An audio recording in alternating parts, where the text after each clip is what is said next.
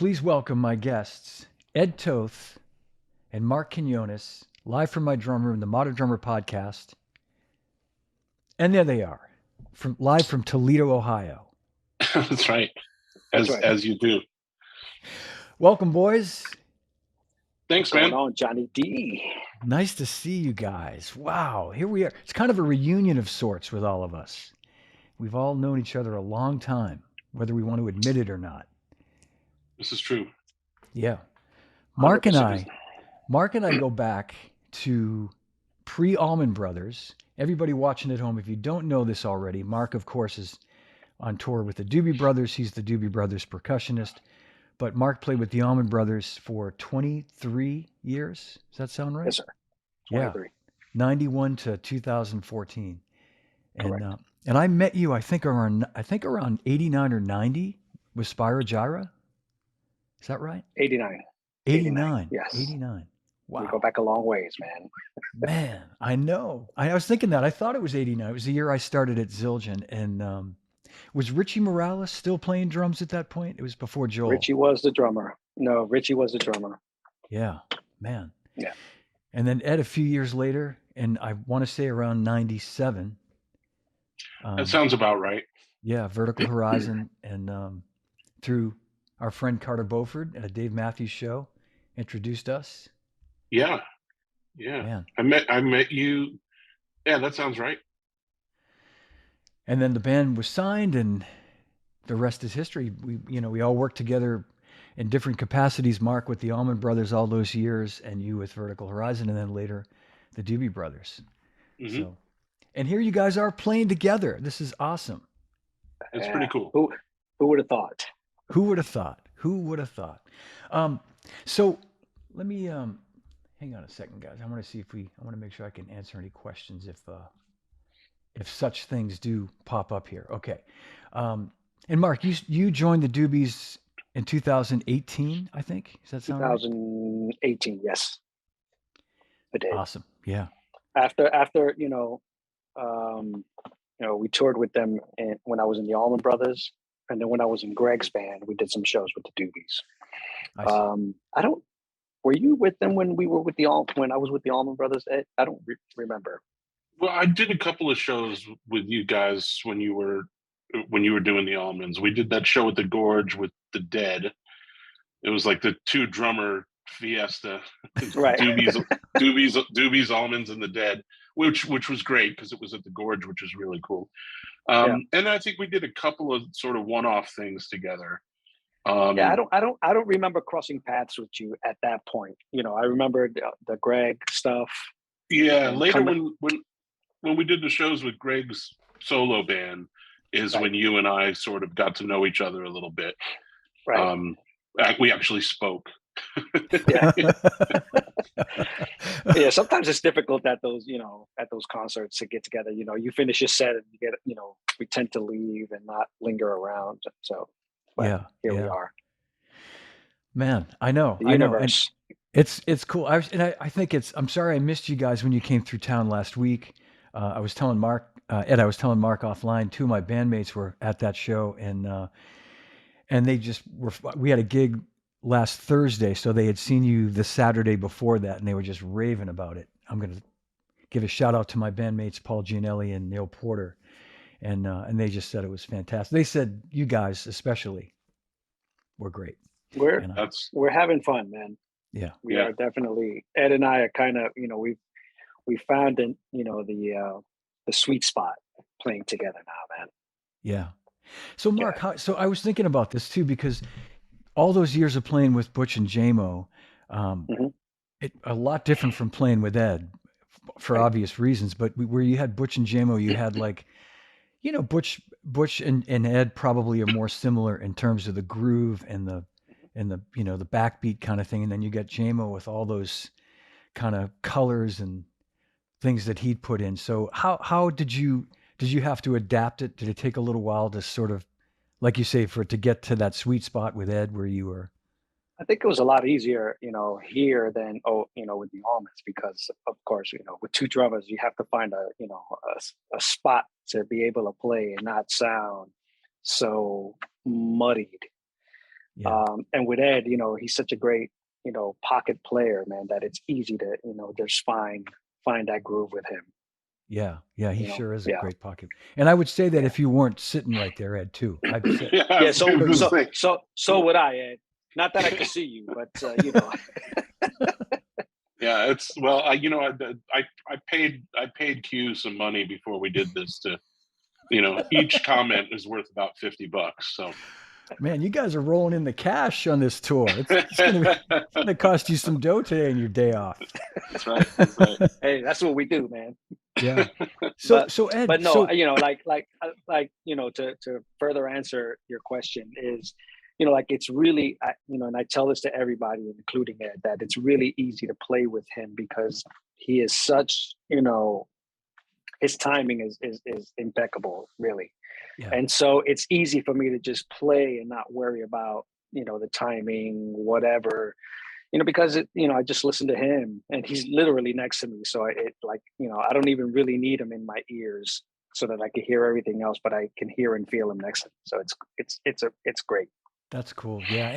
And you know, I mean, playing with Butch and JMO had to be like the most incredible feeling. And in fact, you had me come up a couple of times and stand up there and play percussion with you. So I mean, there's like this machine, this freight train that's happening with those two guys. But to your point, Mark, with a guy like Ed who's playing this incredible pocket and it's just him, I'm Mhm. sure can find that spot a lot easier because it's Yeah, you, I you've really can, man. yeah, And I mean, there's you know, I mean, Ed has, you know, played with another drummer in this band, with several other drummers, right? Or was it just Mike Well, and Tony? Mike and Tony, yeah. and Tony, that's Right. right. Yeah, yep. So, you know, he knows what it is to, you know, to play with two drummers and, you know, try to, you know, find that lane, you know? Yeah, yep. Yeah. Yeah. So Ed, talk about that. So when you got the gig, the late great Mike Hossack was still with us, and you Hmm. came in. I knew Keith Knudsen really well. In fact, we'd become friends, and so when Keith passed away, you took Keith's place in the band as the Did, yeah. second drummer. Excuse me. So So how yeah, I was played that? with Mike for I guess 5 years before Mike left the road. And coming into it, it wasn't so bad. I mean, you know, having done the drum corps thing, um, obviously this is something totally different from that. But having done the marching band thing and the drum corps thing throughout my youth, it kind of made me ready for that. And really sort of less so. Um, Mostly from a listening standpoint, from an ensemble playing standpoint, because I mean, you have to have pretty good ears to play in a drum line and have it be a tight, you know, Yeah, 10 yeah. guys sounding like one kind of thing. Um, so I was used to that. And, you know, Mike and I had befriended Mike before that because he was a Vertical Horizon fan. So No that's kidding. how we got to know each other. Wow. And so when he said, after a couple of months after Keith had passed, they decided they were going to keep doing two drummers. They did have a percussionist at the time, and they decided to just kind of revamp the whole thing and just go back to having just the two drummers without percussion. Hmm. And so Mike called me up. He knew the vertical thing for me it was starting to get in my rearview mirror, and he said, "We're going to audition. You want to come down? It's just going to be an invite." And I said, sure. Um, so having known Mike, I was able to sort of talk to him and, you know, hey, on this tune, like, you want to do this fill here and I'll do this fill here. Like, how do you want to do this, basically? And we sort of orchestrated like what fills we were going to play together, what those fills would be. And then also like we usually just kind of did every other fill is kind of how we did it. Okay, I never knew And he that. would, Wow. yeah, Okay. he would say like, "Hey, you start tonight," you know. And it's like, okay, so and we just kind of did that. So you kind of had to be on your toes and on your game, like, hey, is this my fill here? Because Yeah. it was kind of it was different every night, which for me was a nice thing to keep the gig, you know, sort of fresh and all that stuff. But there, you know, with the parts and stuff, there was some, you know, hey, what's the kick pattern here? And then there were a couple of areas where we were able to go a little sort of King Crimson, where he would kind of do one thing and I would do another thing. It didn't happen that often because, you know, Doobie Brothers music is not King Crimson music. But there were those moments where we could kind of do different sort of polyrhythmic stuff together, which worked out really well. And Mike had such a nice touch, you know, Yeah. um, you know, he it was almost like, kind of like he was JMO to my Butch, kind of on a lot of this stuff. Like he would take out the rods, and you know, he played those short stack toms, a drum workshop Yep. short stack, and he would do these cool little tom patterns while I'm over there just, you know, doing Laying my the groove hammering down. out the 2 and 4 thing, you know. Yeah. So we had a lot of fun doing that together. And then when he got sick in 2010 and had to take some time off the road, that's when Tony Pia came in. And Tony was a very different drummer than Mike. Tony was a little bit more like me than like Mike. So again, playing with Tony was the same kind of thing where we would sort of talk it out and talk about who would do what where. But it proved to be, it worked out fine, but it was just different because we were both similar players as to being sort of different players. And then Tony left in 2016, and the guys decided to just kind of hang with one drummer, which I was very happy about, because that sort of opened up the gig a little bit more musically for me. And then when they started making noise about sort of expanding the rhythm section again, I decided I wasn't going to be quiet, and I went to them and I said, "Look, I know you guys are talking about this, and you didn't ask me for my opinion, but I'm going to give it to you. You know, I really think we should get a percussionist and not another drummer." You know, most of the people around the band had been telling them that they enjoyed it more musically with one drummer. It really is. I never saw the need to have two drummers playing the same thing. So that was part of it. And thankfully, I told them, I said, "Look, on your recordings, you've got two drummers on maybe 2 or 3 songs per album. Other than that, it's one guy on a lot of those Doobie recordings, but there's percussion on every track." Yeah. Yeah. I mean, I think damn near every Doobie Brothers track has percussion on. So I said we should get a percussionist, and we should make sure it's a percussionist, not a drum set player looking for a gig, or you know, one of the guy's girlfriends or something coming up and playing tambourine. Like, we should get a percussionist. And I didn't know, I threw Marc's name into the hat. I knew Greg was sick, but I didn't know Marc still had you still had some commitments with Greg, I think, right, Marc? Yeah, I got a call from Tommy once. You know, they decided to get a percussionist, to add a percussionist, and I was still with Greg, and this was, I think, like October of 2016. And because of my loyalty to, you know, I'm loyal to a fault sometimes. You know, I thanked Tommy for the call, but I was like, you know, I'm still with Greg, and we have some shows coming up at the City Winery in November. And as it turned out, you know, we did 2 shows at the City Winery the following month after the call, and then Greg couldn't play anymore. So, you know, they kind of, you know, Doobies went on tour beginning of 17, and I think you guys went to Australia and overseas, I think, because he had talked to me about that on the call. And I didn't know what Greg's fate was at the time that I was talking with Tommy. So, I kept my loyalty to Greg. And then, at the end of 17, I got another call from Tommy saying, we're really, really thinking about this. We'd like for you to come down and, see if it's a good fit. And I guess it was a good fit because I'm going on my 4th year here now. So. Wow. And the timing really, although it might not have seemed like it at the time, it actually was good timing. Yeah. It was interesting, and I tell everybody that, coming into the Doobies, I knew more Doobie songs than I did Allman Brothers songs when I joined the Allman Brothers, because the Doobies were radio friendly and the Allman Brothers were not. Back in the 70s. So, a lot of the songs, Taking It to the Streets, Blackwater, all that stuff, like I knew all those songs already.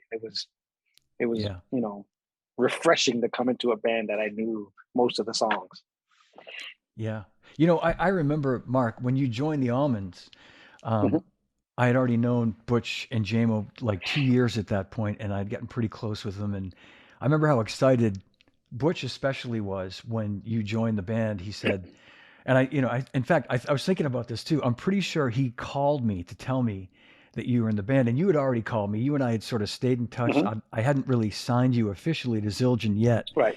but we were in touch. And Butch, basically Butch B and Butch called and said, "Yeah, you got to sign this guy up. Like, there's no more, no more." I said, "No, yeah, Yeah. I know Mark, sure." And he's like, You "Yeah." know, I had to pay Butch a lot of commission for getting me on the Allman Brother gig, getting me signed to Zildjian, all that shit. No, you did all that, but it was He just was it he was was he was the one responsible for me. Like he just happened to be a Spyro Gyra fan, and he was in the audience with his wife, and so it's like random, in Tallahassee, Florida, of all places. Like it's almost like Toledo, Ohio, man. yeah, You yeah, know, yeah. Well, he was Can't wait like to you see what said. happens later today. that's right. No, but I do remember, and this was 32 years ago, 31 years ago, him saying to me Hmm. like, I've been wanting to get a percussionist in this band, like it's finally going to happen, and what I mean, I'd seen them for 2 years before you got in the band, and Hmm. they were great. It was great when they came back in '89, but when you joined the band, it was this other thing completely. Yeah, I mean, at first I was like, how is it even possible with so many drums? Because I mean, Butch played he had four toms, Yeah, five cymbals. JMO had, three toms, maybe six cymbals because he yeah, a liked lot of all those symbols. colors. Yeah, he had a lot of And I'm like, symbols. Yeah, where the hell am I going to fit into this thing, man? So it was yeah, it was interesting in the beginning. I would show up to rehearsals and not play at all. I would listen, and Dickie Betts would go, "Hey, man, are you going to play?" I'm like, "Yeah, but I have to find out where I'm going to play. I can't just get in yeah, there and start making noise, man." yeah, So yeah. yeah, it You was find your interesting. spot. And Yeah. and so Ed, you joined the band after Keith with Mike Hossack, and it's cool that you explained all that too. I had no idea you guys actually. You might have told me that at the time that you guys actually. I wondered that if it was spontaneous or if you actually worked out those parts, and it's kind of cool to know that you did that. There was all that foresight um, behind it. Did you find that were there times when Mike would play the hi hat and you'd play the ride cymbal, like you guys would try to play different colors, or was it a thing where you were just playing sort of locked the same? Well, we would do different kind of things. It's funny you mentioned that. It just immediately coming to mind when you say that was "Rocking Down the Highway," Yeah, because "Rocking Down the Highway" has a very sort of prominent 16th note tambourine part in the chorus, right, and we didn't right. have a percussionist. So whenever we played "Rocking Down the Highway," Mike would go to the bell of his ride cymbal, and I would double up on the hi hat. Yeah, yeah. You know, That I which is remember kind that. of Yeah, what Keith and Chet McCracken used to do when Keith and Chet played together back in the day. Keith would play the ride cymbal, and Chet would be over there like doing the hi hat thing to sort of cover to sort of mirror that tambourine part. So there were instances like that in some places where we did stuff like that for sure. yeah, yeah, And there were moments with Mike a lot where it was just sort of like depending on the mood. So, there was a lot of visual stuff with Mike and I. We would sort of look at each other. I would often defer to him just as being the sort of senior member, yeah, and the guy that recorded all those. For those that might not know, Mike Hossack's the guy that's on Toulouse Street, Captain and Me, and What Were Once Vices Are Now Habits. So, I mean, that's listening to music. That's Rocking Down the Highway. That's Jesus Is Just All Right. Blackwater, Long Train Running, China Grove. That's all Mike. yeah, Um, yeah. I think there's a sprinkling of Hartman on a couple of those tunes, John Hartman. But Oh, yeah, it's I Mike. mean, it Okay, was yeah, yeah. Usually the records, from what I understand, when there weren't two drummers playing, it was usually Mike holding it down or Keith. And then there was a handful of tracks on each record where audibly you can hear two different drummers, um, sometimes playing the same thing and other times playing different things. I mean, their producer Teddy Templeman is a drummer, and Ted was really good about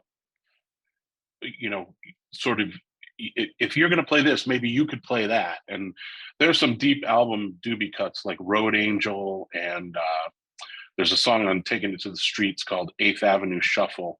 They've got some great creative double drum stuff going on in there. Yeah. Yeah. So yeah, they were able to do that stuff really well together. Is That's that orchestrated though, Ed, or was it just like free form No, on that record? like Eighth Avenue Shuffle is very much an orchestrated thing. You could sort of hear, like, and obviously I wasn't there during the recordings, but it may have been something that came up while they were jamming out the tunes, or a lot of I know from having talked to Ted and reading Teddy's book, that he was also instrumental in sort of, okay, if you're going to do that, why don't you do this, or something like this type kind of thing. yeah.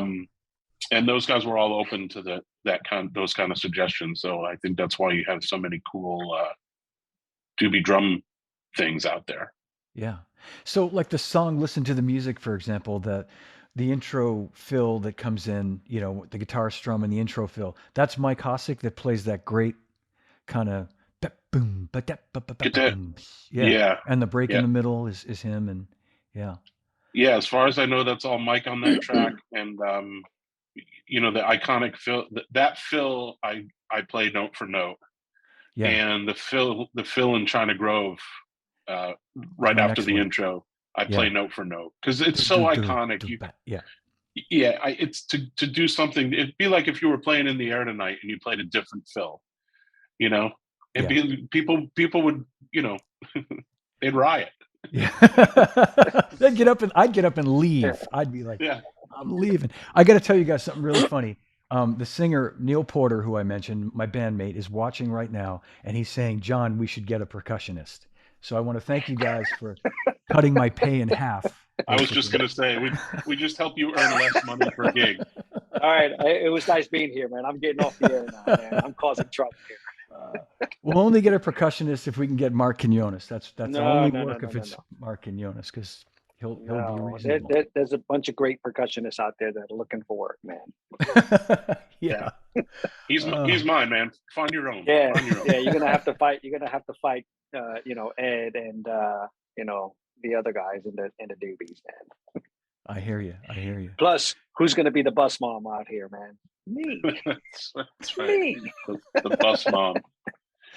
Oh man. So talking about you guys are on the road now, big year because Michael McDonald's like on this tour. It's kind of, is it like a limited sort of, is it the 40th anniversary of when when the band stopped playing in 1982, or is it the 50th anniversary of the band, or is there? Yeah, so 2020 was the 50th anniversary of the first record coming out, basically. I see. Okay. Yeah. So, and then of course everything shut down in 2020. So we're still sort of on this 50th anniversary tour, even though it's 52 at this point.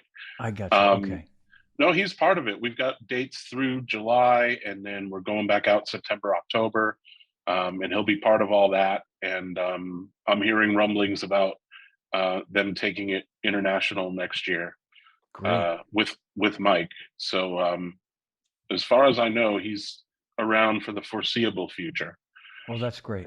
I think Mike is an official member of the Doobie Brothers again. No kidding. Wow. Okay. Because I was going to say he probably needed the work. You know what I mean? The Yeah, poor guy yeah. hasn't had any. Newsflash. Breaking news. Michael McDonald is a sideman in the Doobie Brothers now.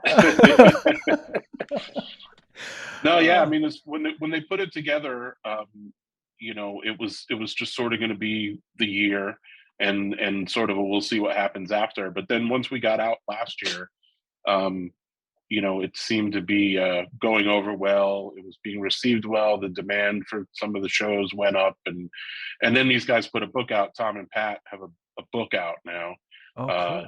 about that, telling their Doobie Brothers story, basically. So yeah, it's been really interesting.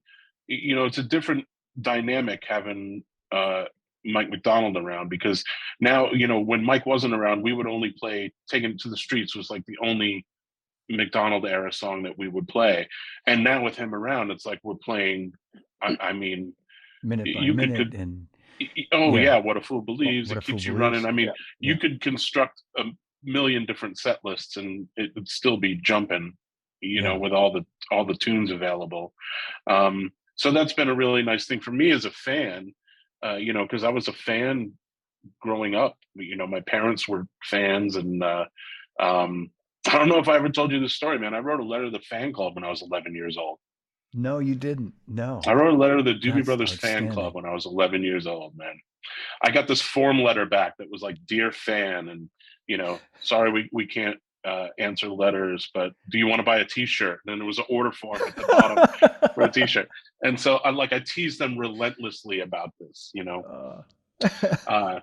because And they 3 still years haven't. later. They haven't even given you a T-shirt in 16 years, 17 years Yeah, that you've been here. Bro. that's right. If I want a T-shirt, I got to pay for it. So You still got to buy it. that's right. That's right.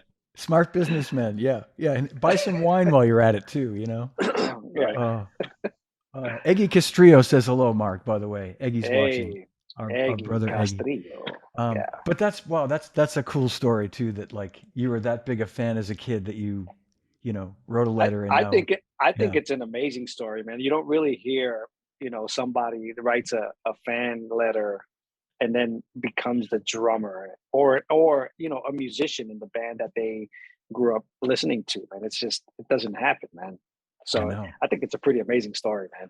That really is. And you answered my question before I asked you, Ed, and I was both of you guys about the material with Michael. And by my recollection, because I saw you guys I saw you in the band, Ed, with the Doobies when Tony was in the band.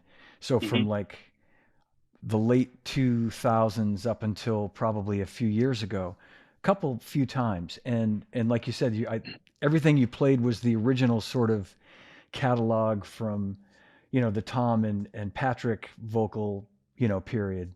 And I guess probably just the one, Taking It to the Streets, was the only Michael McDonald song. So now you've got all these other songs, and that probably, I'm guessing, sort of puts a little fresh air into everybody's, when you're playing new tunes, so to speak, gives everybody we have fan moments, Ed and I, because Michael McDonald, I mean, Doobie Brothers are Doobie Brothers, but Michael McDonald has this voice that it's just everybody recognizes. Yeah. And sometimes in the middle of a show, we'll look at each other and be like, "That's Michael McDonald, man." I'm gonna keep my cursing to a minimum. But it's like, that's Michael McDonald right there, man. And he rides on our bus, and we have he's a funny storyteller, man. So we have a great time with him. Very much so. Yeah. That's cool. Yeah. One of the funniest humans I've ever met, actually. Is that right? I met him one time, and this is it seems funnier to me than it really is. But you guys know Harry McCarthy in Nashville, Drum Paradise in Nashville? Sure. Her, yeah. And I don't know if you know Marc, but he's an old friend. I don't think so. Yeah. Well, I was flying home from Nashville. I was still working for Zildjian, so 10 or more years ago, and I'm at the Admiral's Lounge, American Airlines Lounge at Nashville. And I'm on the phone with Harry. I just seen him the night before dinner, and he's like wishing me a good flight, and we're chatting, and Michael McDonald walks in. And I go, "Oh, Harry, shit, Michael McDonald just walked into the Admiral's Lounge." And he goes, and Harry's like, he knows everybody in Nashville. He really does. He goes, "Oh, hey, tell him I said hi." And I'm thinking he's kidding, right? So, and I go, and I start laughing. He goes, "No, seriously, tell him I said hi." So I said, "Excuse me." And Michael looks at me, and he knew that I recognized him, and he's kind of smiling, And I said, Harry McCarthy says, he goes, "Oh, you know Harry?" It was like, and he was like, he came over and said hello. He was so cool. Yeah. I guess Harry had showed him some property warehouse that he owned, that he was looking to rent or something. Or maybe they played golf together. I don't know, but they knew each other, and it was just and he was really, those few moments I spoke with him, really super cool guy. So he really is like one of the most down to earth, like, musicians that I know. Like you can walk up to him at any point and start chatting, and he'll chat with you with, even if he has things to do, he'll just give you his time. And it's pretty amazing. It's great to see somebody like that, to know somebody like that. Yeah. Yeah, it sure is. Ed, on the other hand, is a little standoffish. Oh, I know. But, we're working on it, man. It's not true. Try to hang with Ed at a show, and he's like, "See me afterwards. See, I got people to talk to. I got talk to my people. Talk to my people. I got a cocktail to make. I gotta talk to my drum tech. Leave me alone, man." Did you make an appointment? No? Well, then I'll see you next time. Yeah, Yeah, exactly. Yeah. yeah. You might be on somebody else's list, but you're not on mine. So. That's right. Ed and I have had a few cocktails over the years. We have indeed. We have indeed. I thought of you. I was at Tosca. Kelly and I went to Tosca last week, and I remembered when you used to live in Hull or Hingham. You were in Hull for a while, Hull, Mass, and had a couple of good dinners over that way. But yeah. And I noticed, Ed. Now, I saw a video from Great Woods from Xfinity Center last week. Okay. Last song of the night was "Listen to the Music," and you were playing match grip. It looked like, or part matched part. You always played traditional grip. I play traditional all the time. I'll be matched at the end when I'm doing all the cymbal crap. Okay. At the end of the song, and sometimes, occasionally, if I I mean, you will occasionally see me playing match, but you won't see me grooving matched. Okay. All right. There are occasions where, like, if I put the sticks down because there's a guitar picking thing going down, and I have had moments where we have the song "Clear as a Driven Snow," and there's a sort of guitar interlude in the middle of it, acoustic, where they do this cool finger picking thing. And then it comes in really big, like with electric guitar and a really big triplet fill on the drums. And there have been a couple occasions where I've just been sitting there kind of digging what the guitar players are doing. And, a lot of times during that section, I'll put the sticks down on my snare and just kind of chill. And there have been moments of like, oh shit, good. And in those cases, so it's an emergency switch.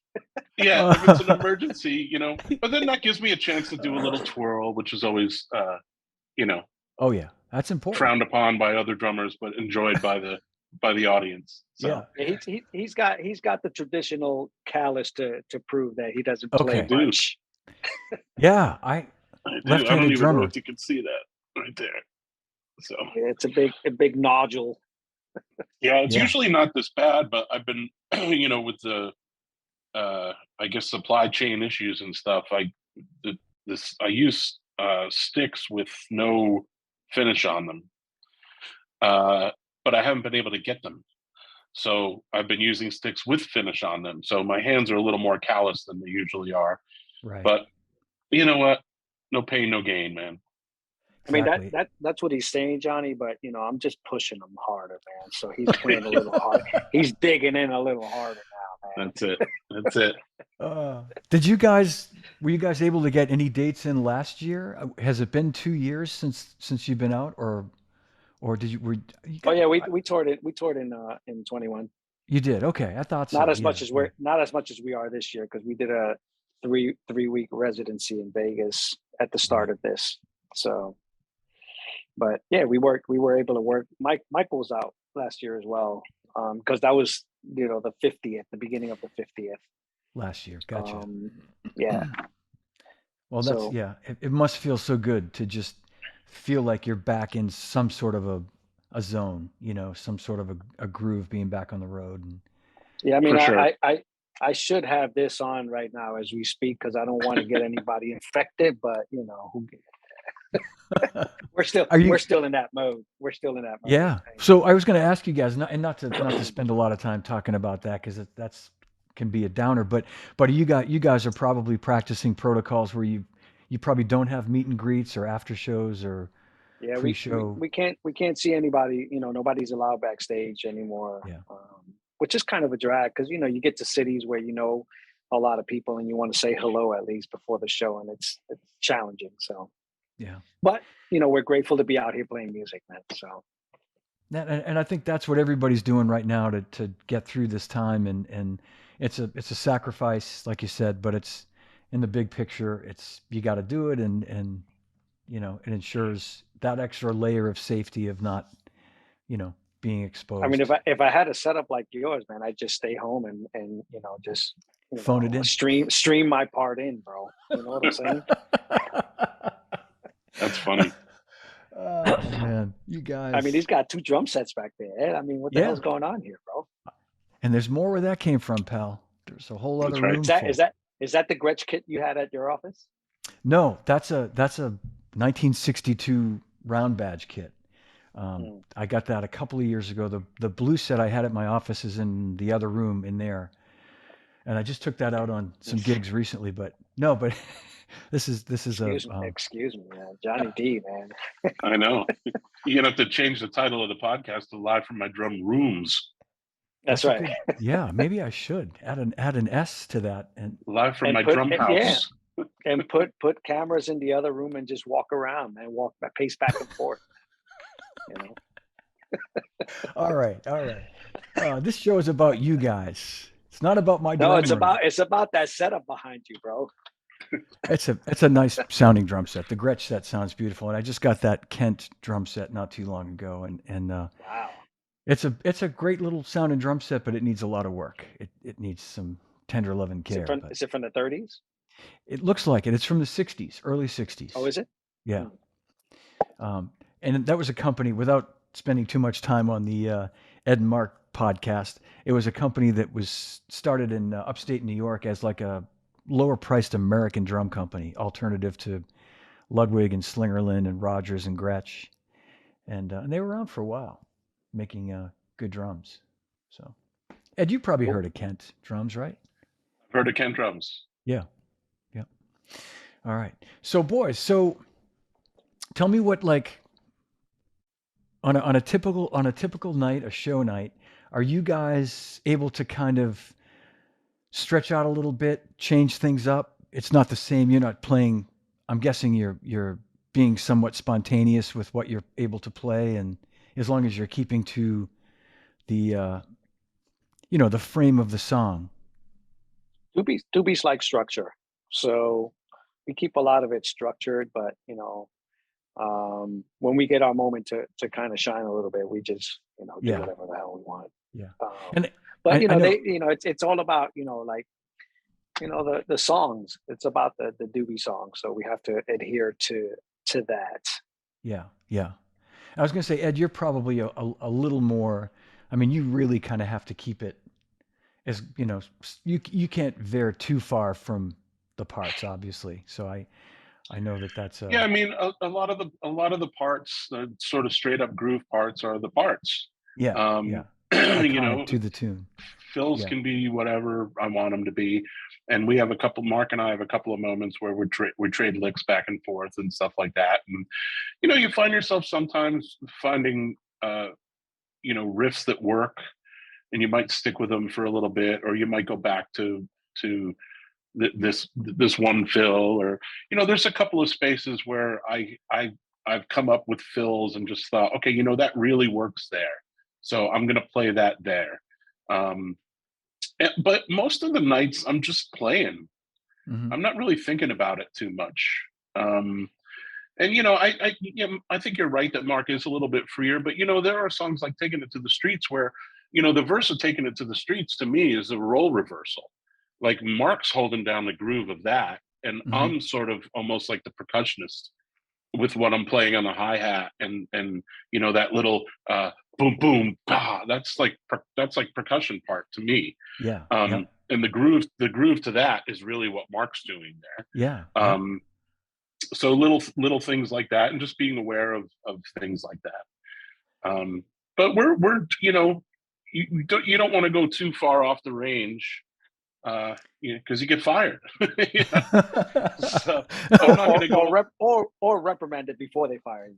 Yeah, I'm not gonna go all Vinny Yeah. and say, hey, let's play "Where's the One" on China Grove. It's like, you don't want to do that. you Yeah. know that would No, make you a bad musician.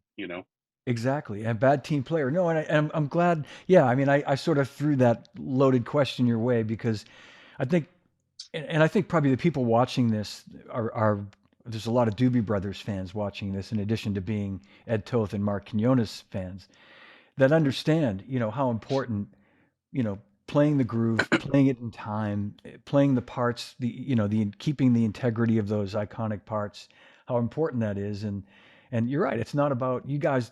You guys weren't hired. You both have a ton of chops, but you weren't hired for that reason. You were hired because you're great musicians and you can And you look, can honor these parts. when you're in a band, you adhere to the band. You got to be a team player. If you want to do your own shit, start your own band. Yeah. You know what I mean? Amen. I mean, Yeah. they're gonna, they know what your abilities are, and they'll give you the time to shine. But when you're playing music, you got to play music. You know what I mean? It's not about you.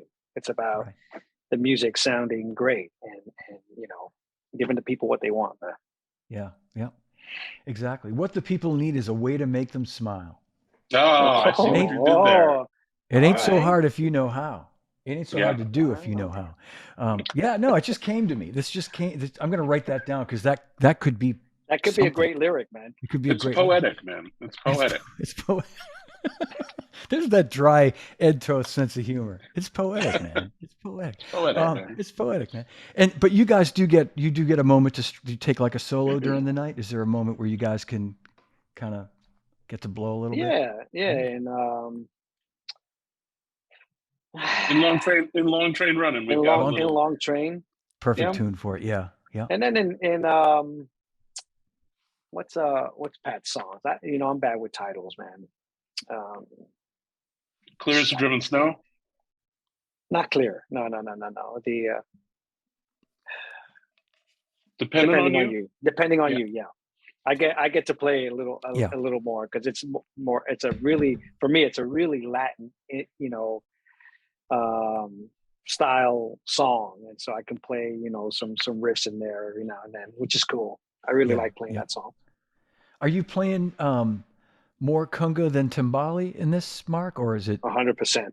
Yeah, 100%. It looked like it. Yeah, I only got to see that one tune. I mean, it's the congas. Kind of solidify the rhythm, with the drummer more than timbales, because you have to play a lot of bells and a lot of spatial things on that stuff. So on the congas, I can lay down a really good groove, with Ed, you know what I mean, and just lock it in. Yeah. Yep. Absolutely. I totally dig it. I know what you're saying. Yeah. Yeah, we've got some moments that are just I think like solid as all get up.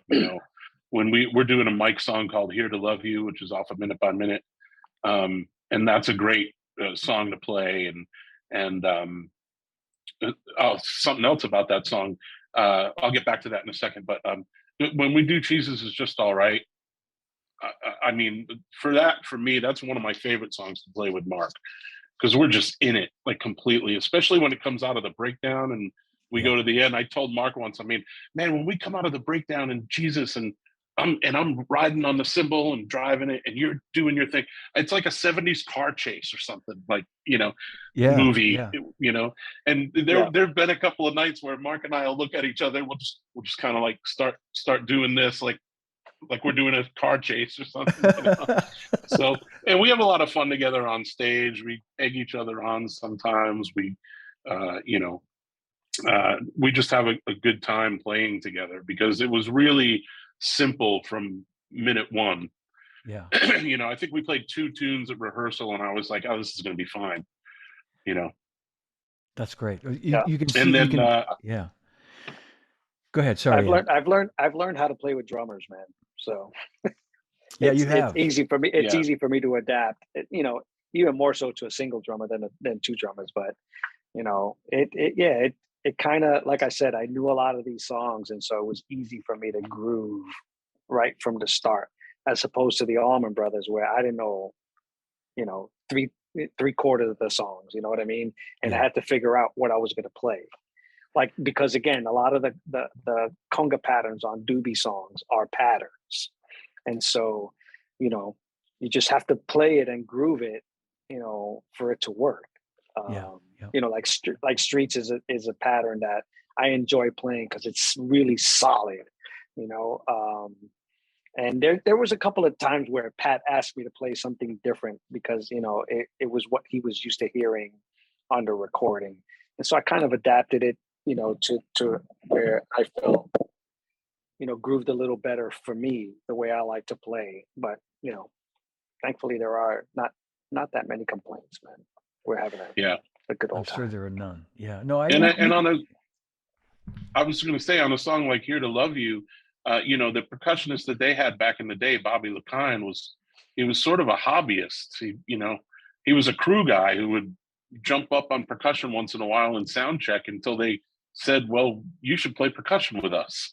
And, so Bobby sort of, and at that point, Bobby kind of dove in and learned about being a percussion. So, Marc was talking about a song like "Here to Love You," where it's a pattern.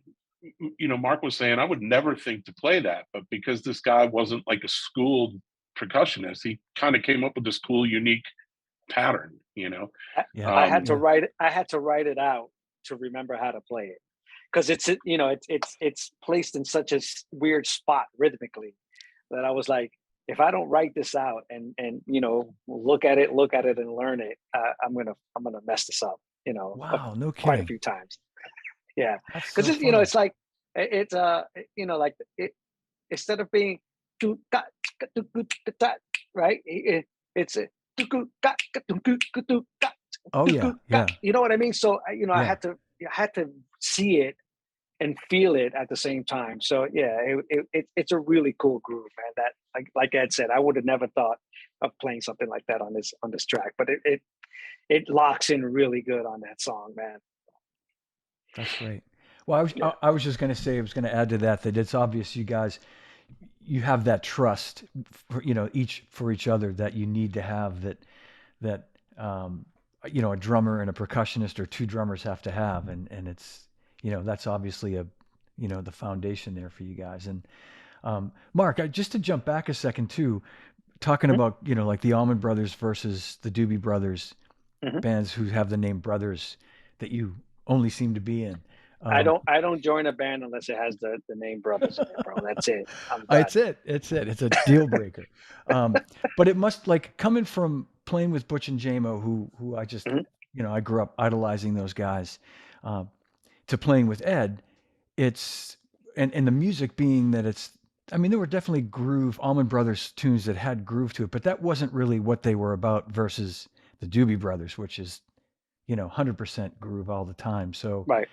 So how well, I know you've already kind of talked about this, but how different was it playing, like, just sort of being able to groove playing with Butch and J-Mo? Like, what was that? I think part of my ability to fit in there is the fact that growing up playing Latin music and a lot of salsa bands, there's three rhythm players, conga player, timbale player, bongo player, or maybe a conga player and a bongo player, right? Where you have to find a place to play. And so, that's why I would never play as soon as we started rehearsal. I would just sit back and listen, because I'm more of a rhythm player, man. Like I could care less if I had a time to shine, a time to solo on.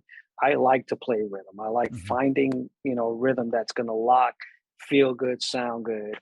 And so with those guys, because J-Mo was always filling in, a lot of those colors, I had to figure out what rhythm, what pattern would work between these two drummers where it sounded, fluent enough that it grooved, you know what I mean? And so I think the benefit of growing up playing, because a lot of percussionists that haven't had that experience of playing with multiple percussion players,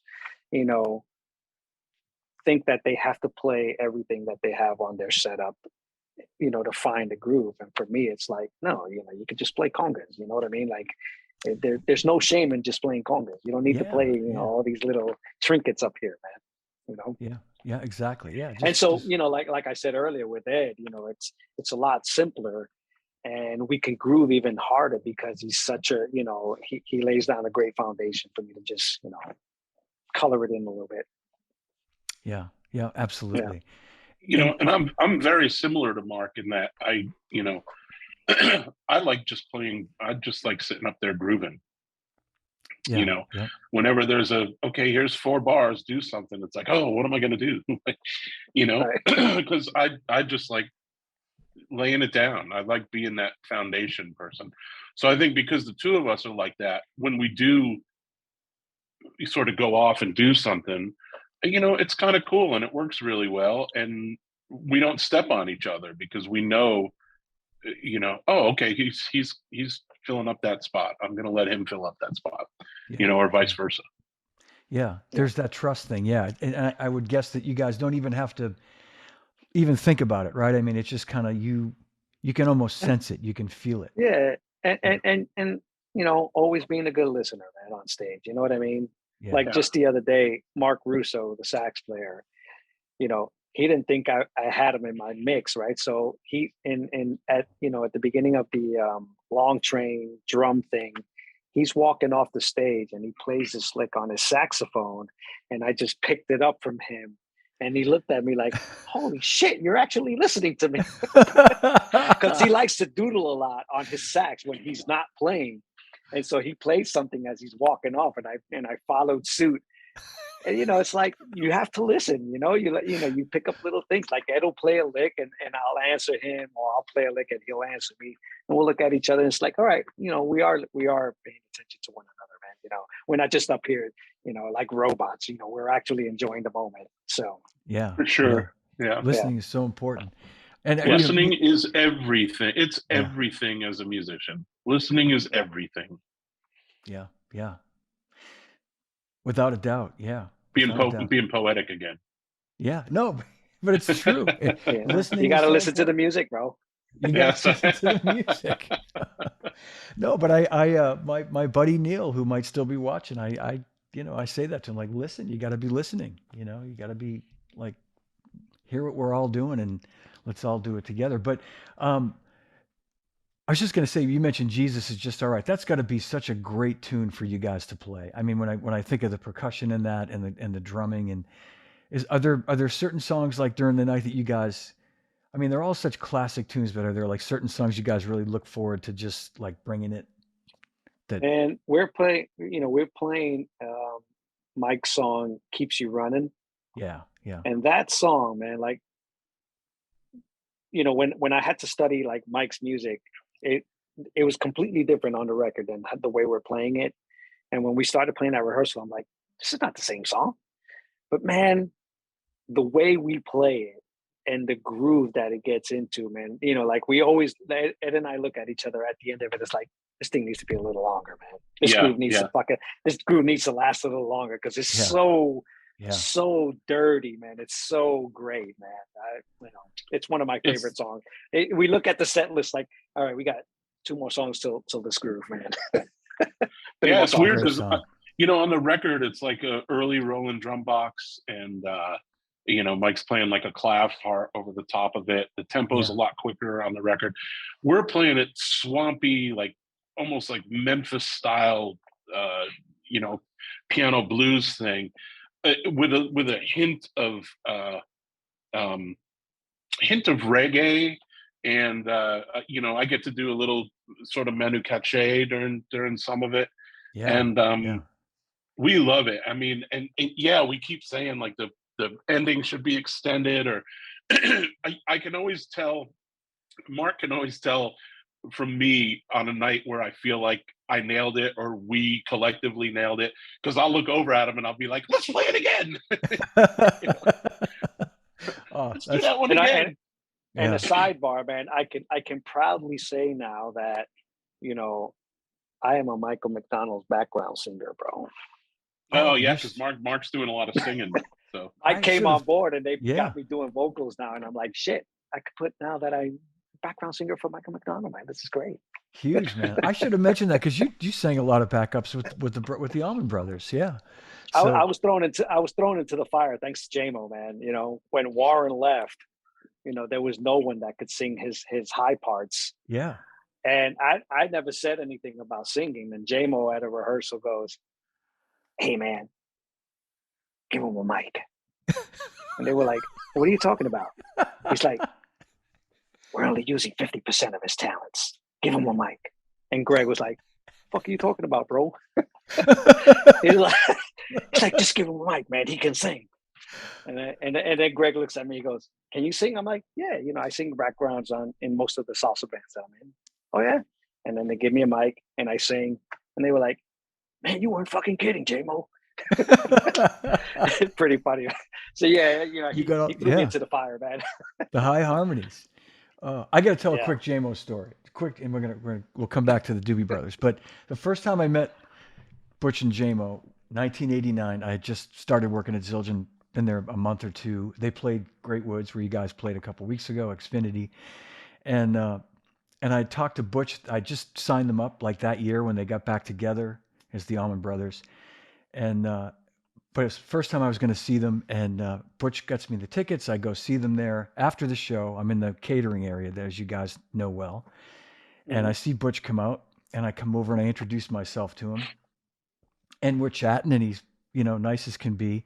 And then I see JMO, and JMO kind of makes his way over, and I introduce myself to him, or maybe I don't know, maybe Butch introduced us, but this is a true story. He said, "You're the Zildjian guy?" I said, "Yeah, it's great to meet you." He goes, "Where the fuck were you all night when my cymbals were up there breaking? All my cymbals were breaking on stage." And I'm like, he goes, "I'm just messing with you, man."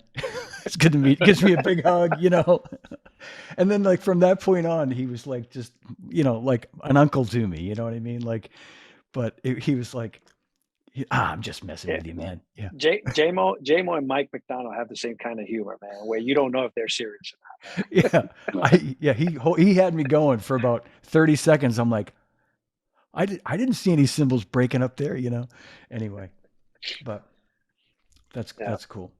We're getting close to the end, boys. I know you got lots to do on your day off in Toledo today, so I Toledo, if anybody has any, I can't see the chat, but if anybody has any suggestions, put them in the chat. Yeah, stuff to do in Toledo. Yeah. If there's some paint that you want to watch dry in your hotel rooms or something, that's always right. on the road. But there's a lot to watch in this room, man. I mean, look at this beautiful ceiling I have here, man. That's Ed has a different ceiling in his room. It looks like he's in a different hotel, man. Oh. Seniority has its perks, bro. Wow. Okay. He's kidding. No, you're in a I am on a different. What floor are you on, Marc? I'm on 11, bro. I'm okay, above so you're probably at the top. So close to it. So yeah, I got the acoustic paneling up here. That's right. Well, and it's going to make for a great sounding podcast. So I appreciate that, Marc. Yeah. But this has been great, guys. I want to say thanks and how much I love both of you guys as very dear friends and as musicians and huge respect. And I so appreciate you being here today. Well, we appreciate the invite, man. It's good to see you because I haven't actually seen you in quite some time, buddy. Yeah, it's been a minute. And glad you brought us together. Ed and I have never done a podcast like this together, so it's good to chat and give a little insight as to how we work together. And again, for me to reiterate what a pleasure it is to be able to work with Ed because he's a great fucking drummer, man. He sure is. Yeah, thanks, man. Sure is. I appreciate that. Yeah, it's like I said, I threw Marc's name in for a reason back in 2018, and it was because I knew he'd done the rock and roll thing and would be able to hang, and that certainly proved the case. So yeah.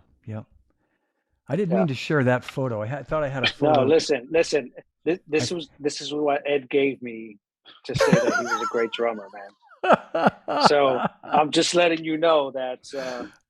I mean, he didn't need to give me this for me to say that, but I just wanted people to know that he's a high roller, man. He gave me $100 bill for that. He is a high roller. For that PSA right there, bro. What am I going to do with per diem in Toledo? You know what I'm saying? Yeah, why not? Oh man. Oh, that's too much. I think I already did share this, but I'll share it again. This great photo from I want to say the early 90s. I won't tell you what I said offline about this, JMO holding my leg. No, we won't repeat that because it's a family show, but that's one of my favorite photos right there. And I'll just quickly show you another photo. I mean, what a cast of characters in that photo, man. Shit. I know, man. Wow. I know. I didn't even have ink back then, man. No, it was probably not long after you joined the band. I'm like, those guys, man, they did me wrong, man. This is a photo, Ed, from when Tony was in the band that we took right down the street. Yeah. I live in Cohasset now, and this was at the music circus right down the street here. I want to say in Oh yeah, 2013. Yeah. yeah. Look at how young Ed was there, man. How long ago Ah, was I this? just he's. can't get the hair thing right, man. I'll tell you. I mean, it was obviously a hot night. I mean, look at the three of us. It was a hot night for sure, and it's that place, as you remember. There's no like it's open tent, but there's no ventilation in there, and Mm. I was sweating watching you guys, so I can't imagine how you felt after the And show. that was 10 years ago, man. Just about. Yeah, Wow. that's right. Yeah, that was a Yeah, while Wow. back. yeah. The crew punked me that day. I have a great story about that day, actually. I had just gotten, I think maybe that year, this beautiful DW kit with like a burnt toast fade, and I just loved it. And I was going to do sound check, and my drum tech Jeremy Denton comes up to me and he goes, "Man, I don't even know how to say this, so I'm just going to say it, but we're missing one of your floor toms."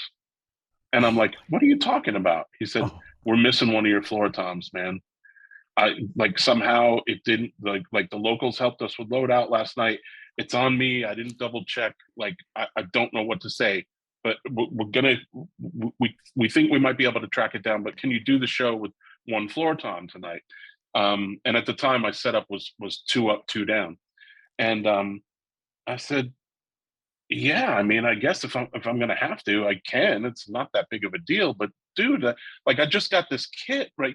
So he's telling me all this stuff as we're walking into this tent, and just to paint the scene for people listening, it's an outdoor tent. It's in the round, right. so the stage is in the middle, and you walk under this tent, and the stage spins around.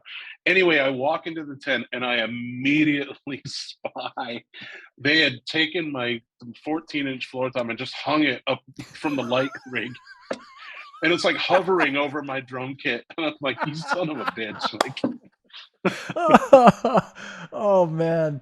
Oh, and I I, love it. and Wait, did it stay up there for the show though? no, no, no. Of course, me being the sense of humor that I have, I was just like, "Hey, found it," you know.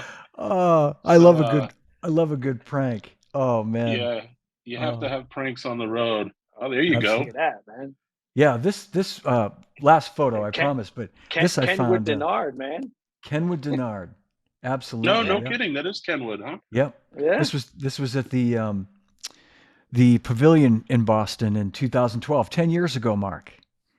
I In know. August. You remember that? I was the only one without a Zildjian shirt on, man. What the hell? I know. I don't know how that. I brought you one. You just didn't put it on. But that was the night. If you remember, I think you came up to me, or Bert Holman came up to me and said, "Greg wants one of those shirts too," and I didn't Yeah, have any. And he's like, "He'll right. wear it right now," and I'm like, "Shit, I don't have Oh, one." we gave him one eventually, and he used to love to wear that shirt, man. It's a great shirt. It is a great shirt. It was one of my favorite shirts. I still have one. I don't have much of my Zildjian swag, but I do have one of those. And but that Why was not? Are you an expat, bro? What's going on? I wore that stuff for so long. I I mean, just I was going to comment on that Peisty symbol back there, but I'm going to comment on it now, man. What's going on, expat? that's a gong that belonged to my father-in-law. So Oh, okay. that's a used in the Boston Symphony Was Orchestra. was Vic a Peisty guy? No, he wasn't, but he just accumulated a lot of stuff and Mm, just different things, and that was one of them. So yeah. yeah. When they Um, when they're done with my gong at the museum, I'll send it to your house. So you can put it there too. all right. All right. I'll put it with Vic's, and that's a Who That gong next to it. yeah, I can't remember how big that thing is. I think it's like 34 inches or something. The one that you guys gave me with the Allman Brothers. I remember. It got a lot of good Love use. that thing. Yeah. Hey man, if I could use it here, I would, man. But they barely want any China symbols, bro. Well, I love So this I shot think because you it should was. bring the gong out, man. Yeah, you you think should. so? You absolutely should. Oh yeah, yeah. Yeah. All right, I'll think about it, man. Well, Bring that cool shirt guys. out too, man. Well, guys, I want to But thank you again so much, and this has been great. I want to thank everybody for watching today, and yeah, wait, we were saying goodbyes about 20 minutes ago, right? yeah, but that's what we do. We it's the long goodbyes. That's okay. Keep going. Yeah. Why not, man? I mean, Man. what else are we gonna do in Toledo, man? I mean, I know you got a bunch of drums to play in your house, man, but we got nothing here, bro. All right, Nothing. cool. All right, well, we'll take a little break and come right back. Yeah. Take a station break. But thank you guys so much. This has been a pleasure and an honor to have you here today. And I want to thank everybody for watching. Big hand for Ed Toth and Marc Quinones of the Doobie Brothers. And, thank you. Thanks for having us, John. My pleasure, and for Johnny guys. D inviting us. Thank you very much, Johnny. Love you, cats. And we'll do this again at some point, man. That sounds great. I hope to see you guys when you come through in the fall. Yeah. Come. Yeah. We're coming to the Orpheum, I think. Great. And maybe we can get together before or after. I know it's probably going to be the same situation. I think we have a day off. Great. Yeah, I believe we have a day off the day before. So perfect. Good. All right. So I mean, maybe you can invite us to your drum rooms. Yeah, I'm serious. Yeah. A little food, you know what I'm saying? Like old time's sake. Little food, little drink, little fun. Yeah. Little Bertucci's for old time's sake. We got better places than that now, Marc. There's way better places. No, that was the spot, bro. Yeah, that was the spot. Let's go to Bertucci's. Yeah, okay, great, thanks. Eat some filling pizza. It's a good place, but there's better places now. So perfect. All right, man. All right, enough of this shenanigans, man. Johnny, thank you so much, buddy. All right, you guys. Love you guys. You're welcome, Marc. All right, likewise. Love you too, brother. Thanks a lot. Thanks, guys. All right. Over and out.